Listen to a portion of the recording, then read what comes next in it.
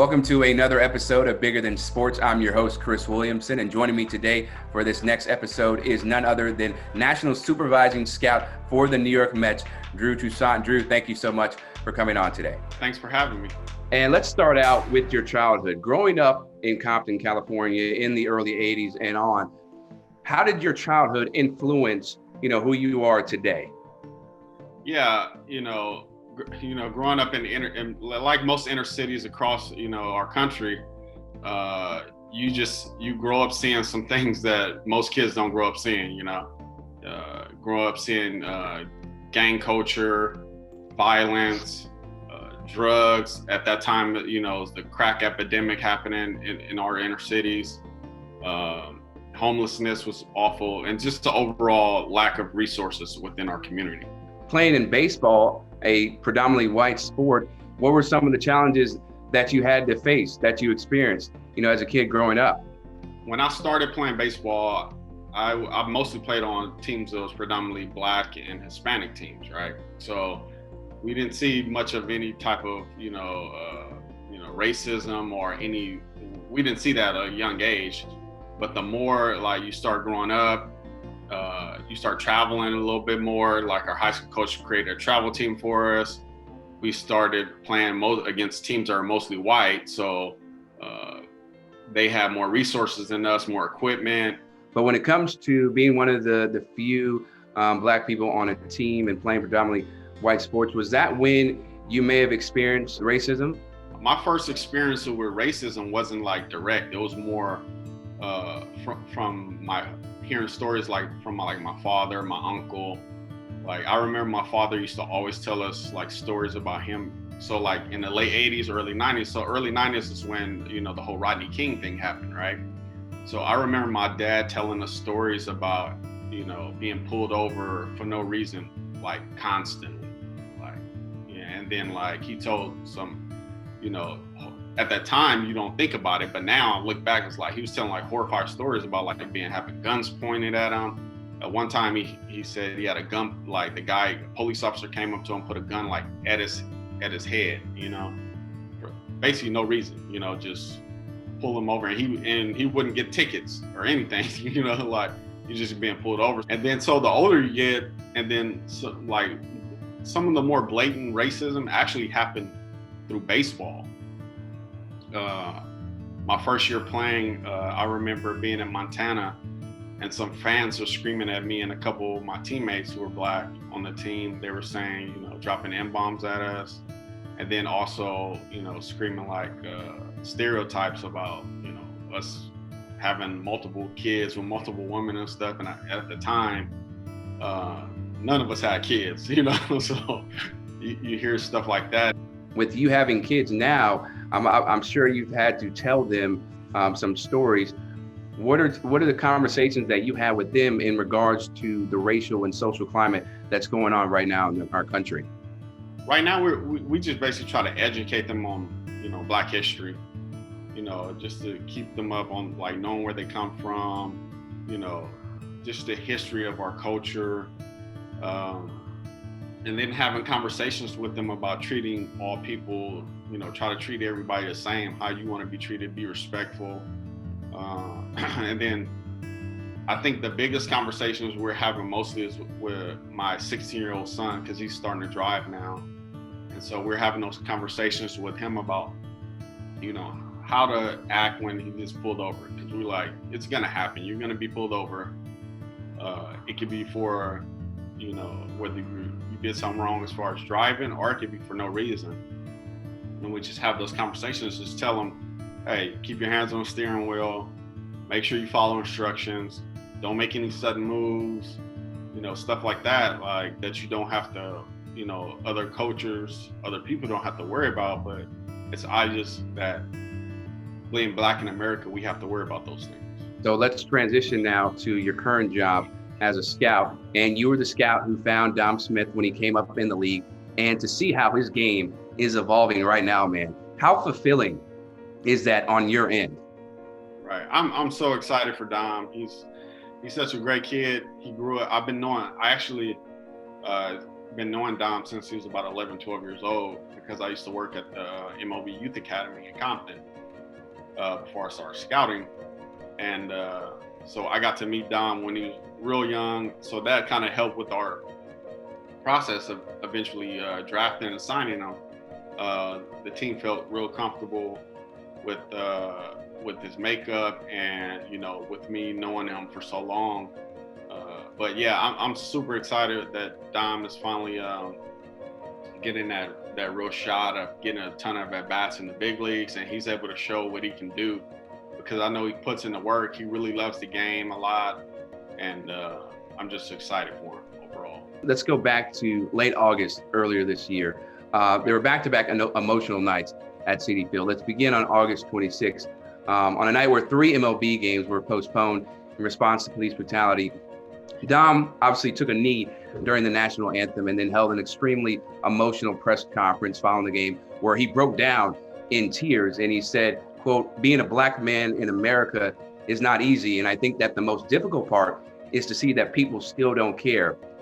When you heard those words in the overall press conference, what did that night and those moments mean to you? I got emotional too, and I started sharing some tears with him, Just hearing that brung out an emotion in me, because I know Dom, knowing where he grew up, we, same type of culture, grew up not too far away from each other, coming up. So he's seen the same stuff I've seen. He's been through a lot of things I've been through when I was a kid, coming up in his age. So very emotional. Love that he was able to express himself. I remember texting him after and just say, "Hey man, continue to use your platform and speak truth of the things that you're going through, because it's going to help, guys behind you. It's going to help your teammates, and it's going to help baseball overall start having those tough conversations." That next night after that press conference, though, the Mets took the field, saluted the Miami Marlins. Then both teams left in a show of solidarity as they continued to protest police brutality as well. And that night, Dom was joined by his teammates at the press conference, which they didn't have to do. How powerful was that to see that image on the screen? It's extremely powerful, because, you look at it like baseball has been such a quote unquote traditional sport, and a little bit slower to change compared to the other sports, as far as when we come to like social issues and diversity and whatnot. It gets you excited for the possibility of what baseball has in the future, of starting to listen to the Black community a little bit more, to start, as far as looking into, we need our white counterparts. We need our white friends within this country to speak up more than us. They have to be more appalled at what's going on as much as us, because we've been screaming it for hundreds of years. We were screaming it for a long time, and for real change to happen, we need the allies in other communities to start, taking a bigger part into this as well. Roughly like 8% of the league was composed of Black players, I think, last season. Only 1% better than Jackie Robinson's final year. So with that being said, that is an alarming number. What can be done in your eyes to help increase that number, so 10 years down the road, we're not having the same conversation of there needs to be more, Black players in the league? I think there needs to be a buildup of more of an initiative for Little League baseball at your local parks. More of an initiative of rec baseball at the local parks. I think that's where kids begin to get that love, and then just promoting it overall to the Black community. Also, I think a huge thing is the traditional nature of the game, of the unwritten rules, right? Yep. The unwritten rules only seem to come up when we're talking about the Latin and Black players, swinging 3-0 or bat flipping, showing, hyper emotion when they do something good. You know, those things only seem to have those things. They only get mad when it's the black player or the Latin player. If you want more blacks and Latins, especially, to love this game, you have to start opening up to marketing to them. You know, the things that they like as far as the game.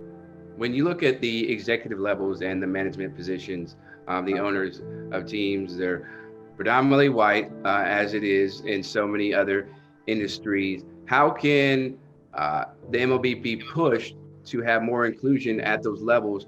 And should players, you know, the black players that are in the league, do something to apply the pressure, you know, to those people in those positions so that the change is accelerated?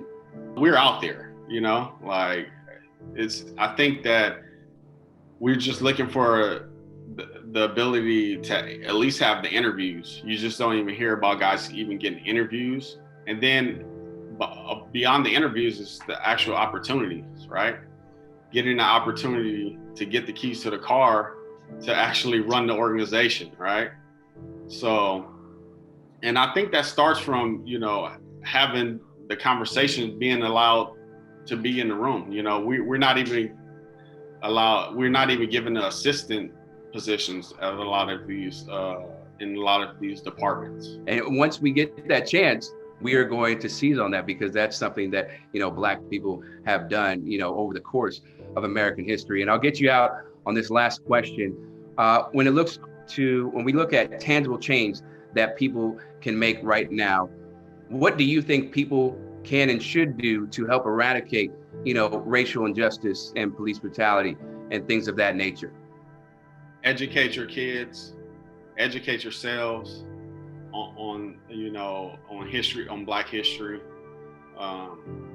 If a lot of people think that it feels like it was a long time ago, it wasn't long ago. You know, my dad it was funny during this time. He sent me a text message, and he said that he met and he knew his great-great-grandmother who had 16 kids by her slave owner, right? And so you think about that, and I'm like, my kids are not that far away from their great-great-grandmother, knowing that segregation was less than 60 years ago.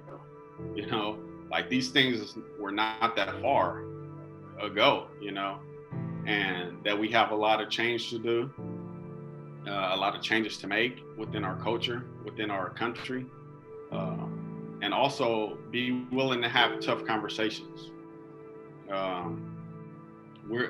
The Black community is not, you know, as a whole, you know, we're not complaining for no reason. You know, we all can, you know, it's not 40 million voices of complaints for no reason. Like, it's a reason. Like, these things are real. Like, racial profiling is real. Systemic racism is real.